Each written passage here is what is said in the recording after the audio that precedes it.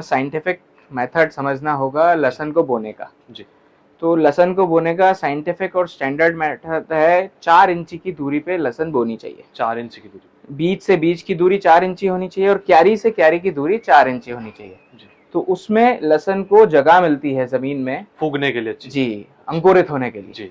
तो उस टाइप का एक्सपोर्ट क्वालिटी लहसुन बनता है। यही इस मशीन की खासियत है कि ये सही मापदंड पे लहसुन को बोनी करती है। जहां पर उनको प्रॉब्लम आती है ये तय करने में कि ये जमीन 5 बीघा थी, 6 बीघा थी या 7 बीघा थी। अच्छा अच्छा, हाँ। क्योंकि किसान को कभी कभी खुद को नहीं पता होता है कि ये कितने बीघा में उनकी बोनी हो गई है। नमस्कार किसान भाइयों, जैसा कि आप मशीन देख रहे हैं यहाँ पर जो जर्मन टेक्नोलॉजी वाली मशीन है, ज्यादातर किसान भाइयों के सामने बहुत ज्यादा समस्या आती है कि वहाँ बीज जो लहसुन का लेकर आते हैं, महंगा बीज लेकर आते हैं और जो कम जगह में जो ज्यादा बीज है जो गिर जाता है। कई जगह लहसुन है जो सघन रह जाती है और कई जगह लहसुन है जो दूर दूर रह जाती है। उस कारण से किसान भाइयों का बीज भी बहुत ज्यादा लगता है और किसान बहुत ज्यादा परेशान होते हैं कि लहसुन का साइज नहीं बन पाता है और अन्य बहुत सारी समस्या आती है, जिस कारण से किसान परेशान होता है। मशीन देख रहे हैं यहाँ पर जो बीज की मात्राएं गिरेगी बराबर मात्रा में गिरेगी। जो 4 इंच की दूरी पर रहेगा तो एक एक बीज आपका जो गिरेगा 4-4 इंच की दूरी पर ही गिरेगा। और अधिक जानकारी का यहाँ के जो ओनर है उनसे हम बात करते हैं की जो क्वालिटी बनती है लहसुन की,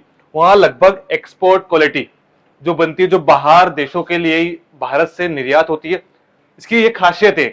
तो आज आए हम टीके एग्रो पर इंदौर में और मिलते हैं आज सर से इसकी और क्या खासियत है। भैया सबसे पहले ऐसी इस मशीन की क्या खासियत है कि आप इसका क्लेम कर रहे हैं कि एक्सपोर्ट क्वालिटी बनती है और साइज इसकी डबल बम ट्रिपल बम साइज तक माल इसका बनता है?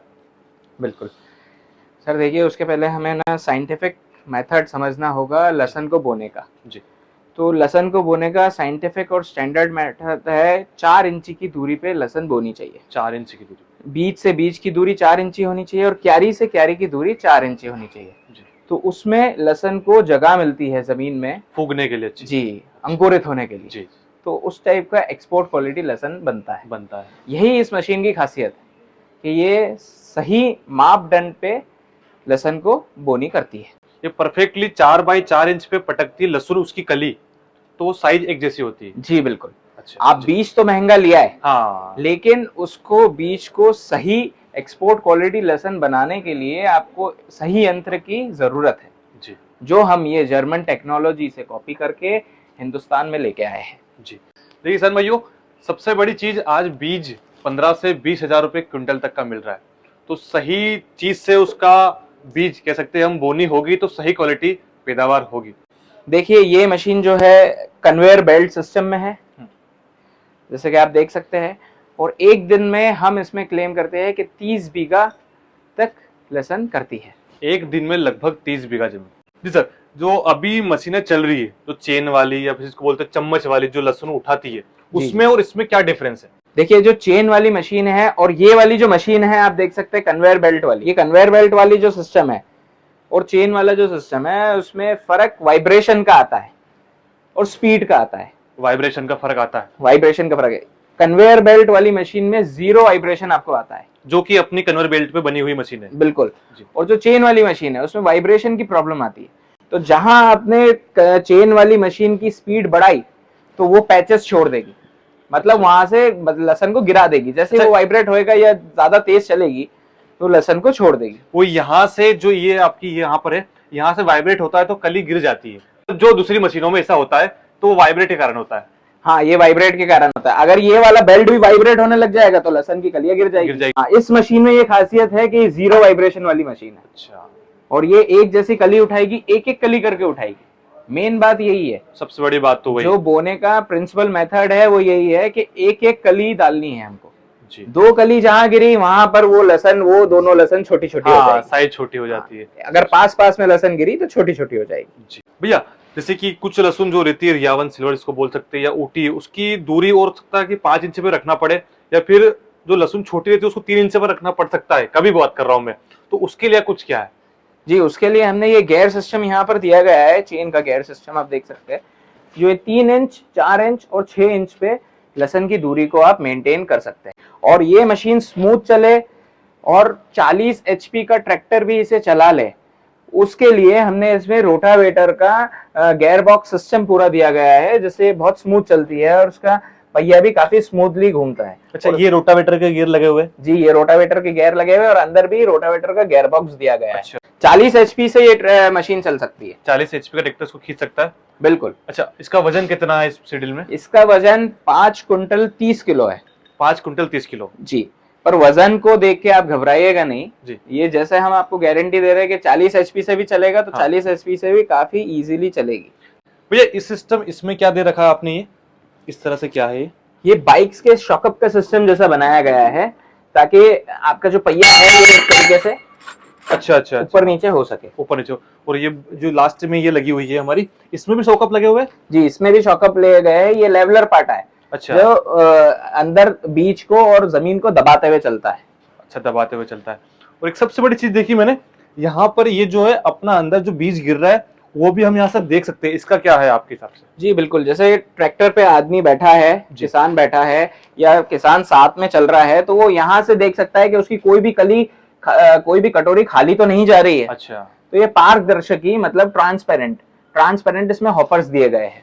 भैया इस मीटर के बारे में जानकारी दीजिए, क्योंकि मीटर मैंने कभी ऐसा मशीनों में देखा नहीं है सीडल वगैरह में। ये डिजिटल मीटर खास उन किसान भाइयों के लिए दिया गया है जो किराए पे चलाते हैं।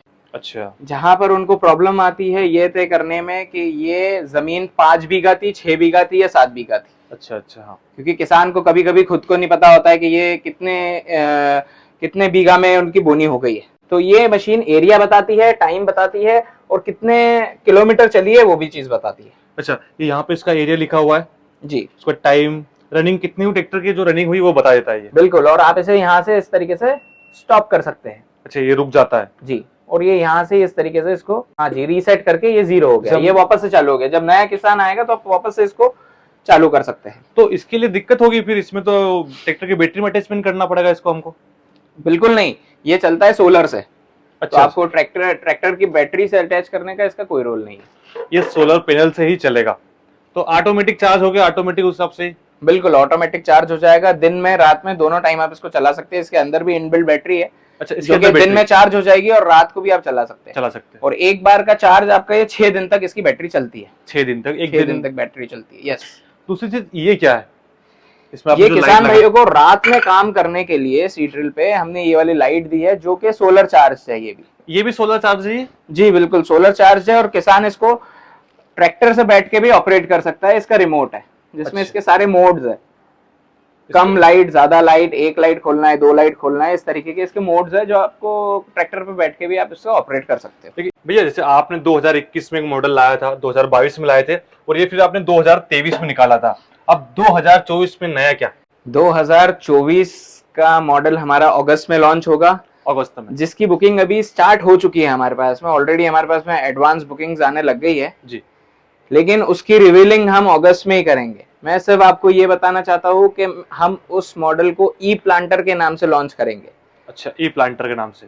जी, मतलब कुछ उसमें इलेक्ट्रिक रहेगा जी, जो किसान की सुविधा के लिए और सुविधा के अनुसार रहेगा। ऐसा कुछ थोड़ा बहुत हिंट उसमें हो, कुछ नया आ सकता है आपके हिसाब से? हम उसमें कोशिश कर रहे हैं कि मोटर्स लेके आए। अच्छा, मोटर्स लेके आए। बस, उससे ज्यादा मैं अभी नहीं बता सकता आपको। देखिए भाइयों, आपने इसके बारे में पूरी जानकारी ली है और ये 2023 का मॉडल है।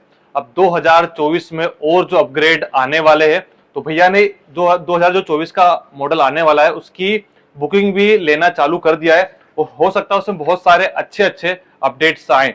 तो आप इंदौर में टीके एग्रो के नाम से है और इसका एड्रेस है वो मैंने आपको दे दिया है। बाकी फोन नंबर भी आपको स्क्रीन पे मिल जाएंगे। तो आप जब भी लेना चाहे कॉल कर लीजिए या फिर सीधा इंदौर में आके टीके एग्रो पर आप आ सकते हैं।